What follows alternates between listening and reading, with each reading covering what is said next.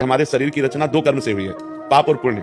दोनों के मिश्रण से मनुष्य शरीर बनता है। केवल पाप से यातना देह का निर्माण होता है जो नरक में मिलता है। केवल पुण्य से देव देह का निर्माण होता है जो स्वर्ग लोक, मारलोक, जनोलोक, तपलोक, सत्यलोक आदि में। लेकिन मनुष्य लोक में दोनों मिश्रित होते हैं, पाप और पुण्य।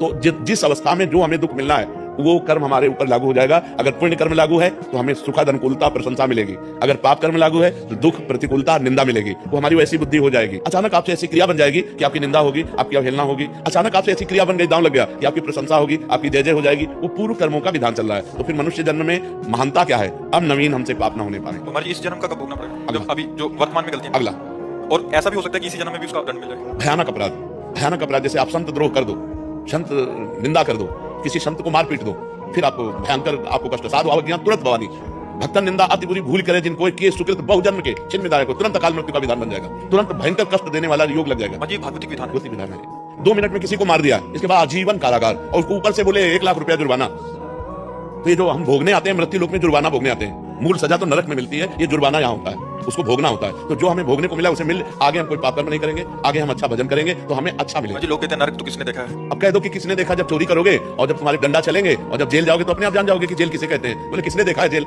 शास्त्र जो कह रहे हैं वो सत्य है, वो असत्य नहीं है। अब हम बहुत छोटे हैं, कूपमंडूक हैं। जैसे कुआं का मेढक है ना, एक समुद्र का मेढक गया तो कुआं के मेढक ने कहा कहां से आए? बोले समुद्र से। बोले तुम्हारा समुद्र कितना बड़ा है? इधर से इधर उछला कुआं का मेढक। बोले इतना बड़ा है? बोले नहीं। बोले इतना बड़ा है? बोले नहीं। बोले जिंदगी भर तू उछलता रहे तो भी तू समुद्र की तार नहीं पा सकता। अनंत ब्रह्मांडों के रचयिता भगवान ने रचा।